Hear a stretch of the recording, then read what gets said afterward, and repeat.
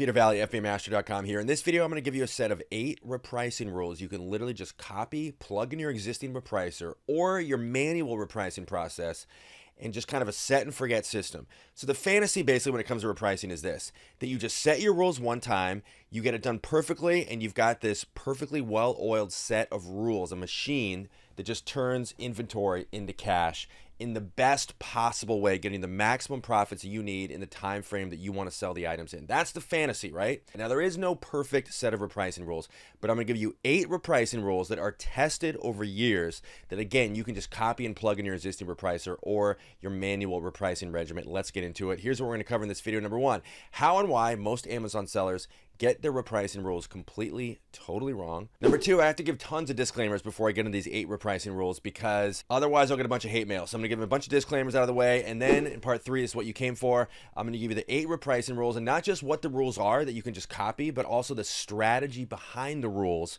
so you understand why they work. And then lastly, a set of bonus global rules. Global rules are just sort of rules that you apply to your entire inventory, like how much you should price below Amazon's price, the minimum price you should set, etc., etc. I'm gonna give you a bunch of those. Now, here's how most Amazon sellers get repricing wrong, okay? So if you ask most Amazon sellers, what is the goal of repricing strategy? They will say one of two things. Either number 1, this is what most sellers say, which is the goal of repricing strategy is to get the most amount of money that I can for my inventory.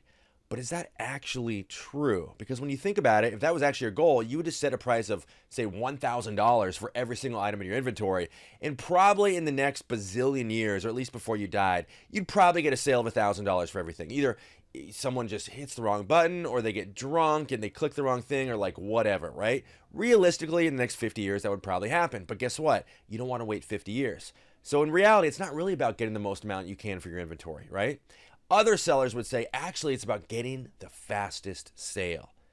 But is that really true? If you wanted the fastest sale, you just drop the price for everything in your inventory to a penny, and you get the fastest possible sale, but you'd actually lose a lot of money.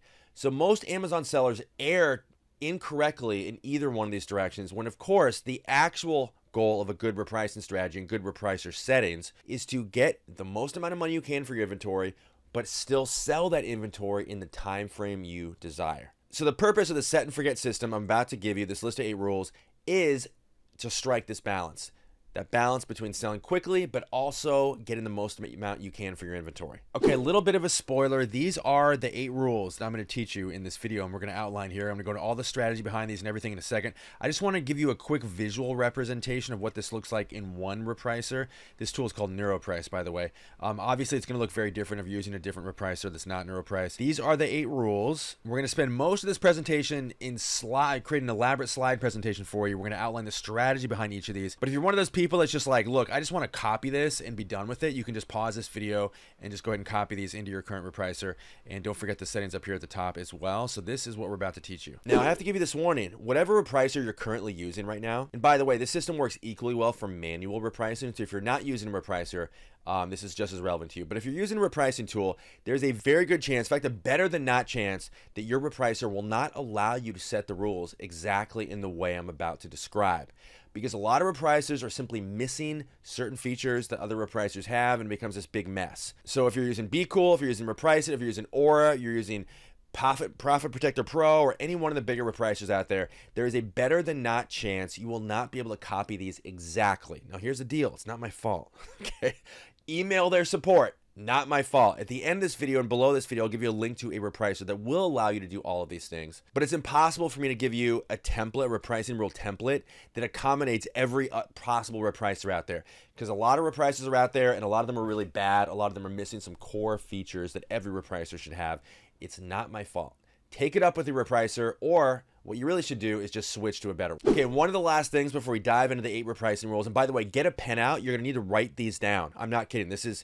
I'm getting very specific here. I'm not just giving you principles. I'm giving you actual, when these attributes apply, do this. When these do this, you need to write this stuff down. Otherwise, you're going to forget. Okay, before I do that, I told you there's disclaimers. 7 things you have to understand. There is no one-size-fits-all repricing template I can give you that will satisfy everybody. It's impossible. I'm doing the best I can here, but I got to mention these settings are somewhere between aggressive and conservative. I'm trying to strike that balance. And there's slight tilt towards aggressive. By aggressive, I mean leaning towards higher profits versus higher sales. Number 2, the general thesis behind these rules I'm about to give you are They're designed to be more bold with more recent inventory, and then as inventory ages, getting more conservative with your prices. That's the strategy. Number 3, if you copy these rules and you apply them to your repricing tool, there's a very good chance your inventory, your sales rather, will either increase dramatically or possibly decrease dramatically. And the reason for that is my psychic abilities are very limited. I am not able to know how your repricing tool is currently repricing your inventory. It's impossible for me to do that. Or whatever your manual pricing process is, I can't know what that is. So this may be either a lot more conservative or a lot more aggressive than what you're doing right now. I can't know that, right? So you may experience a dramatic change. And if you don't like what you see, if you don't like the results you get, you can just tweak this formula. Really, really simple. I'm also striking a balance here between simplistic and complex. Now I'm giving you 8 rules to copy that all work together in cohesion. I could probably make this 30 rules or more if we want to get extremely granular. But guess what? If I did that, you probably wouldn't sit through this whole video. So I'm trying to strike the balance between complex and simple. So I'm not just giving you 1 or 2 rules, which a lot of people do. They just go match the lowest price, right? That's crazy. You're just losing so much money doing that. Or always match the buy box price. That's bonkers, right? That's too simplistic. Too complex would be, 15, 20, 30 rules. So I'm striking a balance here. I'm giving you 8. Disclaimer number 5, pricing is both art and science. So what that means is these rules I'm about to give you and pricing strategy in general is subjective. So don't get mad at me. If you don't like the results you get, you don't like what you see here, just change it. Simple as that. So what that means is a lot of you watching this won't agree with these repricing rules. I'm assuming if you came this far and you're watching this video, you probably are pretty clueless about how to set rules in general, so you're not going to have strong opinions. So if you don't like what you see, just change it. Disclaimer number 6, this is not a buy box chasing formula. If you just want someone to tell you, hey, just go match the buy box price, there's plenty of gurus on the internet who will tell you to do that. That is a 1 rule pricing formula. I strongly advise against it. I would strongly suggest that the only reason that people advocate that level of simplicity when it comes to repricing is because it's easier to teach and it increases YouTube videos, it increases blog post clicks, and it makes them seem like the good guy by teaching you something really simple because everyone wants the easy formula. But guess what? The most amount of money will never come from what is easiest. So I'm going to warn you right now, if you've been taught, spoon-fed this idea that you just chase the buy box and everything is just magically falls into place, I'm not the guy. Number 7, the rules I'm going to give you are specifically for books, but there is an easy way to translate this formula into any other category. And at the end of this video, I'm going to give you that specific formula. Okay, so are you guys ready for the 8 repricing rules you can copy and plug into your repricer right now? Let's almost get into it. Have to get this out of the way if we have not been introduced. My name is Peter Valley. I've been selling Amazon for over 15 years at this point. I'm a super uncool web guy. I do the website fbamastery.com. And true story, I have repriced my inventory manually for the majority of my Amazon selling career. And it was not until I had a tool built for me personally, for my own personal use, that I actually found a repricer that worked for me. I strongly dislike most repricing tools, and I'll give you a repricing tool at the end that I actually advocate for, but yeah, that's my history. Kind of insane. Have to mention my free book, 396 pages. It's called Reselling for Rebels. It's entirely for free, no strings attached. You can go to fbamastery.com, download the entire book. It is actually the most crazy thing I've ever seen given away for free by anyone in the Amazon space ever. It is literally almost 400 pages. fbamastery.com. I'll put a link below this video. And of course, I've got to tell you to subscribe to my YouTube channel. I actually spoke to lawyers and police, and we had a big meeting, and it was agreed upon that if you do not subscribe to my YouTube channel immediately, the SWAT team's going to come to your house. My lawyers are going to file a class action lawsuit against you. Your furniture will get rearranged. All sorts of bad things will befall you if you don't subscribe to the YouTube channel. Hit the little button below this video right now, and all this can be avoided. And of course, I got to mention, I have a much longer version of this article, this video rather, at fbamastery.com in article form.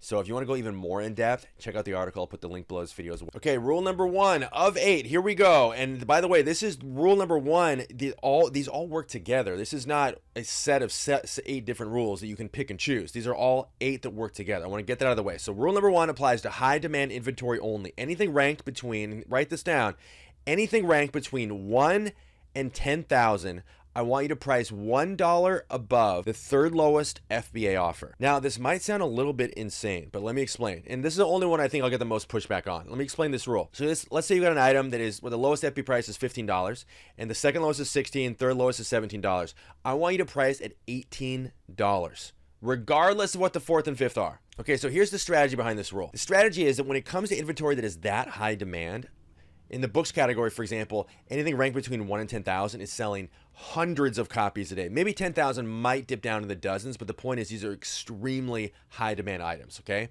So with high demand items in any category, it almost does not matter how you price it. You can essentially price it any way you want and you're still going to get a sale because there's so much volatility.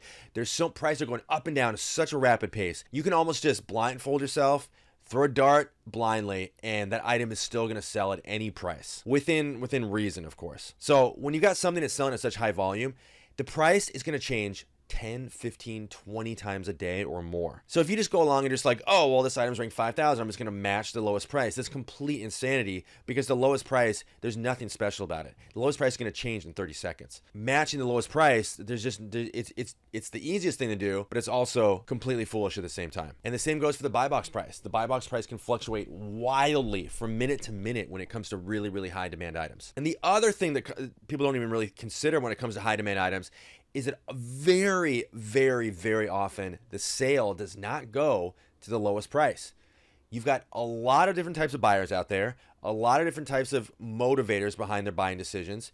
And guess what? There's a lot of people that don't just buy based on price. So you can capitalize on that by pricing significantly higher. Maybe they like your condition better. Maybe they like your condition notes better. Maybe they just like the name of your store. It could be anything. But when the sales volume is so high, it just almost doesn't matter how you price. So it'd be crazy to tether your price to the lowest price. Now you might be wondering, why are we pricing $1 higher than the third lowest price? Why not just say, oh, we'll go ahead and match the fourth or fifth lowest price or price 10 cents below the sixth lowest or something like that?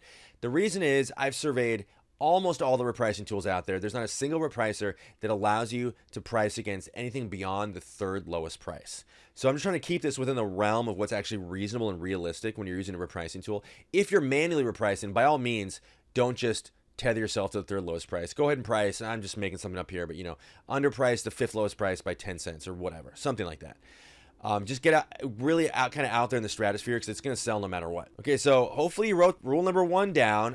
It's not for entertainment value. I actually want you to apply this. Okay, so rule number 2 is for the next tier of demand. So we did 1 to 10,000, right? When the books category, those are the really, really high demand items. And again, at the end of this video, I'll teach you how to convert this to other categories so you can convert the sales rank specifically, so you can apply these 8 rules to other categories. But for the purpose of where we are right now, we're now going to move on to the sales rank range of 10,000 to 100,000. We priced $1 above the third lowest with the first tier. With this tier, we're going to match the third lowest. So again, I'll give you a second to write this down. We're going to match the third lowest FBA price for any inventory ranked between 10,000 and 100,000. So let me explain this rule. So with sales rank of 10 to 100,000, we are still dealing with products that are selling on average more than once per day. Okay, so these are still selling. When you get to 10,000, it's like many, many, many times a day. When you get closer to 100,000, it's probably more closer to a slightly more than one a day on average. So I'm just gonna have you match the third lowest FBA price. Now, I would not object if you price slightly below the third lowest FBA price. So either whether you're matching or pricing, maybe 5 or 10 cents below the third lowest FBA price, both of those are equally fine to me. And I think they would maintain the spirit of this rule just the same. So let me explain to you the strategy behind this rule. So in this sales rank range, we're not dealing with nearly as high demand items as we were in the first rule, right?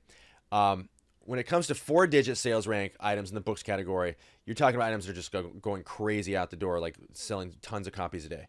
But still, these have strong enough demand with this rule. Items have strong enough demand that we don't really need to coddle them that much. In other words, we don't need to desperately chase the lowest price.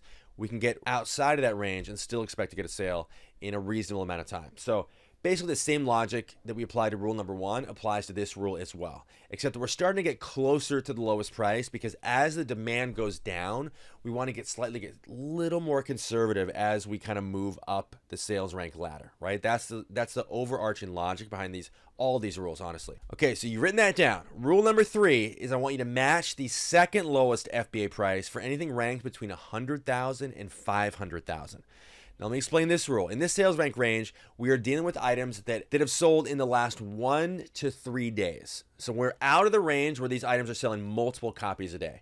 Okay, now we're in the range where they're selling, we sold sometime between in the last 1 day, 2 days, or 3 days. So still decent demand, but we can't be priced as boldly when it comes to items in this range. Okay, so here's the strategy behind this. So in this range, we can't exactly throw all caution to the wind like we did with rule number 1 and number 2, because the rules are not quite in as high of demand. Okay, so, and here's another thing I have to mention that you might have thought of already. Since prices tend to what I call bunch up, in other words, you don't just have, the first lowest FBA price, let's say, is $10. You don't obviously have the second one is like 15 and the third lowest is 20, right? You just don't see a spread to that degree. Usually the prices are within very close proximity, sometimes a couple of pennies. So just because I'm telling you to match the second lowest price, it may actually be within like very close proximity, within a few cents of the lowest price. So we're not getting exactly too aggressive here. There's an 85% chance it probably was within a few pennies of the lowest price.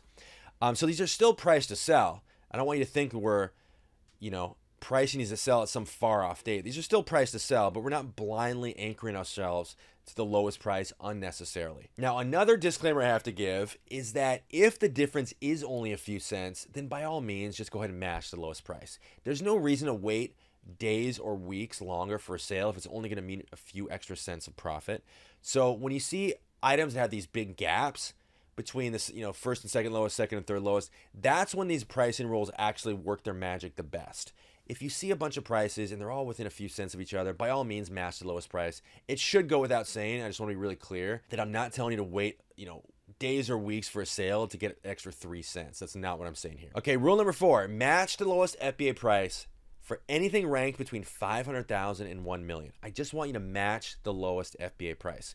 Now, obviously, I'm speaking to FBA sellers here. I'm not telling you to match the lowest overall price. That time will come. There is a time where you should actually underprice the lowest FBA offer, but we're not quite there yet. So when you got a big spread here, 500,000 to 1.5 million, we're just simply going to match the lowest FBA price. So explaining this rule, we are officially in the range now, 500,000 to 1.5 million of items that are selling less than once per day. So as an FBA seller, we're still going to bypass merch fulfilled prices. We don't care about merch fulfilled prices yet, but it makes more sense to stay at the lowest price option for the customers and the buyers who just want FBA offers, just want the prime eligible offers. So here's the strategy behind this rule. So again, because these items are still in decent demand, we can't just call the prices volatile, right?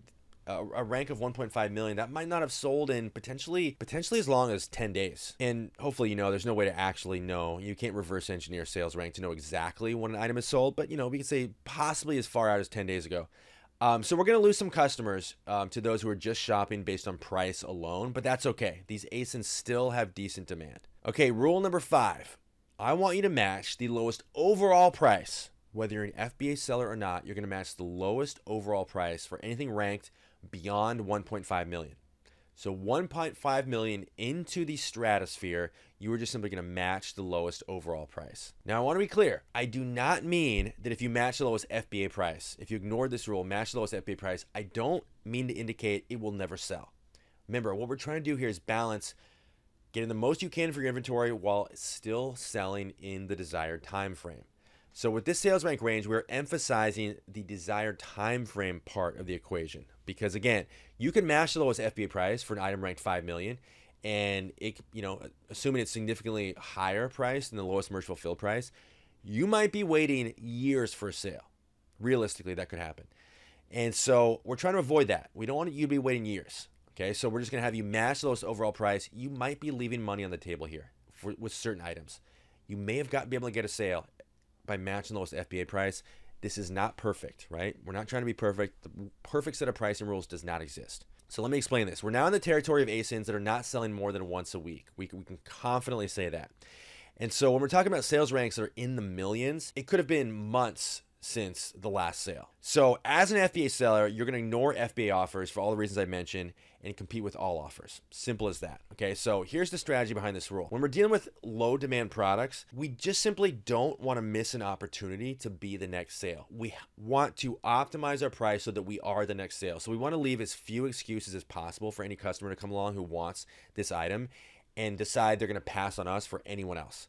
We want to be the next sale. So naturally, we want to attract the buyers who are looking for FBA offers, but we also want to attract the buyers who are shopping solely based on price. Okay, so rule number 6, this is our first age-based rule. So what we're going to do here is look at the inventory age and start to inch our prices in the direction of getting a quicker sale. So we've got older inventory.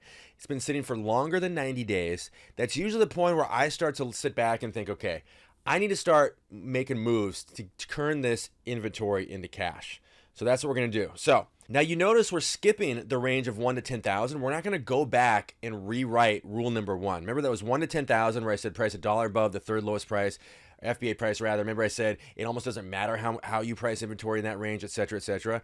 So we're skipping that one altogether. We're not going to modify that at all. We're just going to leave those inventory items alone. Anything ranked 1 to 10,000, we're going to forget about it with the assumption it's going to sell. However, when we get from 10,000 to 100,000, we still need to give it a little bit of consideration here and move it towards a sale. So what we're going to do is we're going to set a rule where any inventory that is ranked 10 to 100,000 that is more than 90 days old, we are going to match the second lowest FBA price. Remember before we were matching the third lowest FBA price for the sales rank strata. Now we're inching it again closer to the lowest. We're going to do second lowest. So what is the strategy behind this rule? Well, again, it's obvious, but after 3 months, if 90 days have passed and rule number 2, our original rule, it's like sort of this is the copy of, this is modifies. If rule number 2 is not converted our inventory to a sale, okay, so then we should start to rein in our approach and drop our price to match the second lowest FBA. Simple as that. Now again, chances are really good this actually does not impact the price that much. The gap between the second and third lowest FBA could be pennies. So this may not actually in any way translate anything significant in terms of how much you're dropping the price, but what it could do is get it closer to the top of the results when you filter in the little sidebar on the Amazon page, and that will give it a quicker sale. Okay, rule number 7 of 8. This is what we're going to take rule number 3 and modify that one. And we're actually taking rule number 3 and 4 and actually kind of merging them together. So the rule is as follows. I want you to match the lowest FBA price for all inventory that is more than 90 days old that has a sales rank between 100,000 and 1.5 million. Pretty straightforward. So again, we're just essentially merging rule number 3 and rule number 4 and turning that huge sales rank range into one single rule for older inventory. So the strategy behind this rule is as follows. 90 days is a good amount of time for us to wait for a sale, right? And while it's certainly not time to panic, and I don't want to leave you the impression here that inventory that's older than 90 days is somehow means you've done something wrong or somehow that's like cause for alarm. Not at all. Inventory can sit for a lot longer than 90 days. But this is a point where personally I like to start to get more conservative with my pricing. Which brings us to the last rule. The last actual sales rank based rule. I got some global rules coming up here in a second. Rule number 8. You probably were wondering, well, what do you do if there's no sales rank at all? Rule number 8 is where we take any inventory that has no sales rank and we're going to match the lowest overall price, period. Okay, so let me explain this. So we need a separate rule for items that have no sales rank. Now, here's the deal. No rank does not mean it's never sold on Amazon. That's what it usually means. Usually, if an item has no sales rank, it means it's never sold a single copy on Amazon ever. However, unfortunately for us, it can also mean that Amazon is just choosing to not share the sales rank for that item. Now, the reason for this is not entirely known why Amazon does this, but it's become a bigger problem the last couple years. Where Amazon, you might have seen it like in your scanning apps, you might have seen it, any tool that sort of looks at Amazon prices and analyzes them, etc. You might have noticed, hey, wow, this item like probably definitely is sold before, but why does it not have a sales rank? And the answer is no answer. We don't know. Amazon just decides sometimes with some items to withhold the sales rank, and that's probably as close as we'll ever get to an understanding why they do what they do. But we are assuming if an item has no sales rank, that means it's never sold, which means we have to price it very, very conservatively. Now, you might notice I almost never advise underpricing other sellers. However, if I was going to underprice anybody, this would be an instance where I might choose to do that. Meaning, if you've got an item that's never sold and you've got other copies of that item for sale, we'll just say books, for example, you got other copies of the book. That means that at the price the book is listed at, it means not a single buyer has come along in the history of Amazon and decided to buy that item, which means it's probably priced too high, or it could mean nobody wants it. But we already have it in our hands, right? So we may as well just assume the best case scenario, which is that people do want it, but they're just not willing to pay the prices that other sellers have the book listed for. So that kind of gives us a dilemma. It's like, all right, well, we could just match the lowest price, which is what I'm telling you to do, or we could assume, wow, nobody wants this book because no one's willing to pay what other sellers are charging, in which case it would be smart for us to underprice them. I'm not going to tell you when to underprice and when to match. That's up to your own discretion, but I will say this is an example of a time when historically I have chosen to underprice other sellers when I otherwise almost never do that. Okay, so we got the hard part out of the way, you guys. We got the 8 pricing rules that all work in cohesion, strike a balance between getting the most for your inventory with selling it quickly, and the hard part's behind us. Now all we have to do is settle what I call the global rules. I don't really know what to call these. These are just the rules that aren't sales rank based, basically. Now, I'm going to give you 4 of them. That is not to say there's only 4 that you should set. You could absolutely kind of go bonkers with this. There's all kinds of settings you could set, whatever repricer you're using. They're going to have way more than 4 global settings. So, but with repricing, you want to keep it simple, but not too simple. So I'm just going to give you 4, and these are the 4 most important ones. Global rule number 1, condition-based settings. Okay, so there's going to be 2 of these. So I'm just kind of putting all the condition ones into one category. Okay, so I'm going to ask you to do 2 things with your current repricer. Number 1, I want you to compare new items to new items and used items to used items. That's it. What I do not want you to do is compare good condition to very good, and if your item is very good and your competitor is good, and like ignore your good condition competitor because yours is very good, which means you can get more. That's really just not how it works. Buyers don't care that much. It's quite simply a recipe for never getting a sale if you think you can price a very good condition item higher than a good condition or acceptable. Acceptable to an extent, you can definitely ignore if you choose to. I don't want to get too complicated here, but generally speaking, I'm just telling you to keep it as simple as used to used, new to new. Don't get caught up in the sub conditions. It's just a waste of time and money. Optional, again, optional. You can choose to ignore acceptable condition. You can choose to enable that feature, assuming your repricer has that option. But I personally would recommend you only do that with inventory that is decently high demand. Okay, global rules. Number 2, setting minimums. In other words, pricing floors, you often hear them called. Okay, so there's going to be 2 of these, right? I want you to set a floor in your repricer, which basically means under no circumstances should you ever price any inventory item below this amount. So that's like an absolute floor that encompasses the entire category, okay? Then I want you to set a fallback. In other words, because this is one of the biggest risks you face with repricing tools. Your repricer prices everything too low, and you didn't know it was going to happen. Next thing you know, you wake up, you got 100 sales, which is you think is good. It turns out everything's sold for $5 because you didn't have a floor, okay? So in addition to the absolute rock bottom floor, I want you to set a SKU-based floor. Now, what I mean by that is when you list inventory for sale, Amazon gives you the option. It's not mandatory, but it gives you the option of setting a minimum and maximum price. And what that does, it tells Amazon anytime you see a price that is outside the minimum maximum, I want you to deactivate the item, send it to your price and health page, and basically alerts Amazon there's a problem here. This item was not properly priced, and it will take it off Amazon, so it's not for sale. It will deactivate it so no one can buy it until you can actually have enough time to actually fix the pricing problem, right? So we all know how that works. So I'm assuming that you actually set a minimum and maximum when you list an item for sale.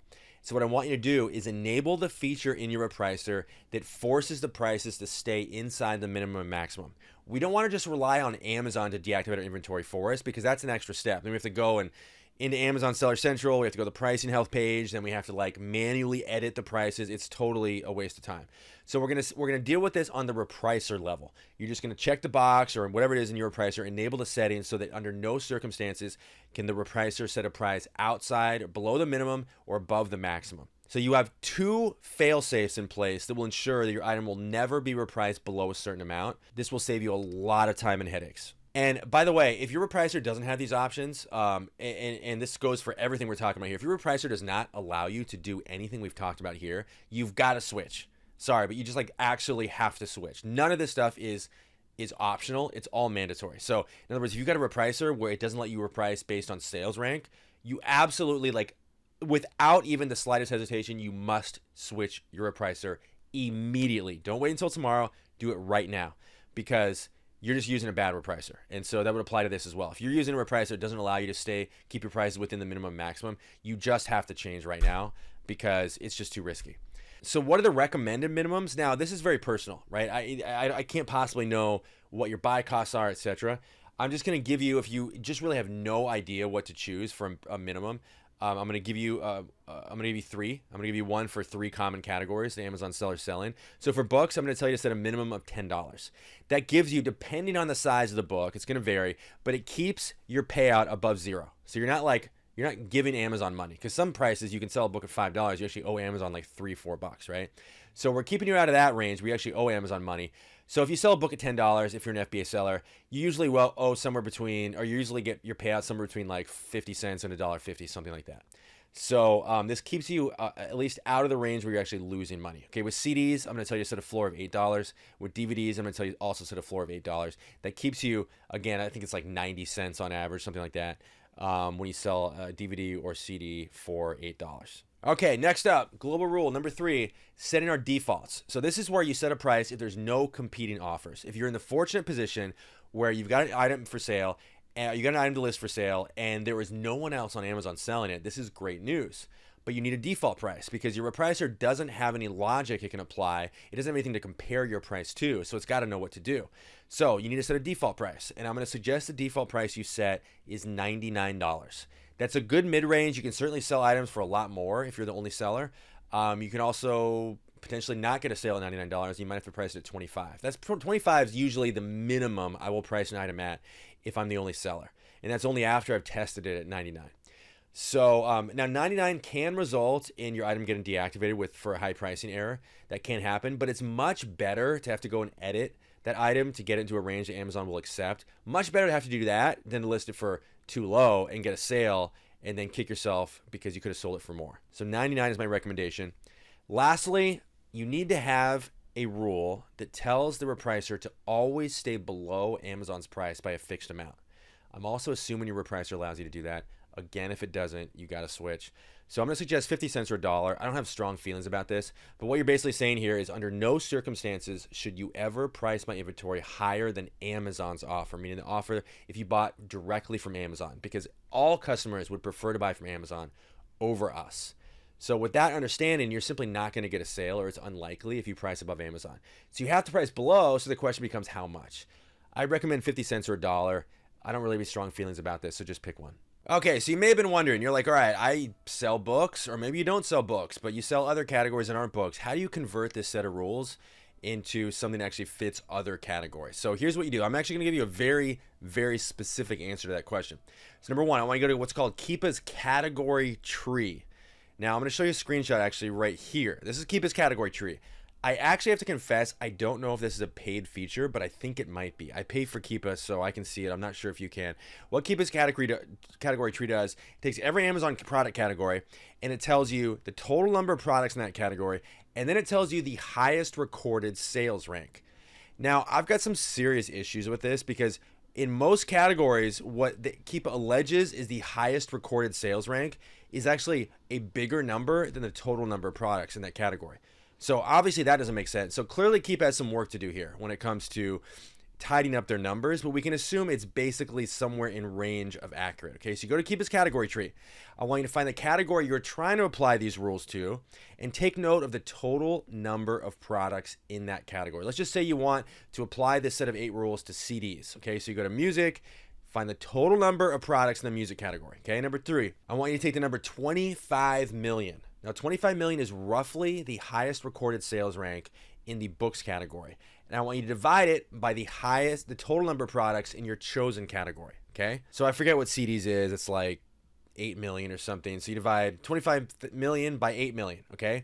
Then you just simply reduce the sales rank in each of these rules I gave you by that amount. So for example, 8 million is roughly 1/3 of 25 million. So you simply reduce all the sales rank ranges I gave you by 2/3. So anything that says 100,000, you assume that's going to be 30,000. You just reduce it by 2/3. Now what this will do is give you it's not exactly accurate, but like in the right ballpark accurate of way to convert the rules I just gave you into any other category. And you can just Google Keepa category tree and you'll get a look at that. Okay, so what did we just accomplish, you guys? You now have an exact repricing template that you can copy, right? We structured it to price high demand inventory very, very loosely because we don't care how we price it because it's going to sell no matter what, with the expectation it's going to sell at almost any price. We structured it to price really high demand inventory very loosely with the expectation it's going to sell at any price. We set prices more conservatively as the demand went down, and we got even more conservative as the inventory aged. And essentially what I just gave you is a level of, what is called pricing diversification that strikes a balance between risk and reward. So you now have a 4-part mission. Are you ready? Mission number 1, subscribe to the YouTube channel. You have to do it right now. The SWAT team will come to your house. Your furniture will get rearranged. Mission number 2, go to fbamastery.com, link below this video, get all the free stuff, including a 396-page book called Reselling for Rebels entirely for free. It's insane that I'm giving this away. Mission number 3, if your current repricer cannot do anything I described in this video, it is essentially mandatory, again, legally speaking, that you switch your repricer to NeuroPrice right now, because NeuroPrice can do every single thing I just told you. In fact, a lot of the screenshots you saw were actually lifted directly from NeuroPrice. It's the repricer that I recommend. I built it to suit my own needs. NeuroPrice.io will allow you to do everything I just taught you in this video. And lastly, take what you learned in this video and go make money with it. Don't just look at it as just a way you just killed 20 minutes. Actually put this into practice. Actually go into your repricer. Actually plug in these rules if you're not confident that your current rules are working for you. And if you can't do that, switch to another repricer where you actually can apply these rules. That's it, you guys. This is Peter Valley signing off. Thank you guys so much, and I'll see you in the next video.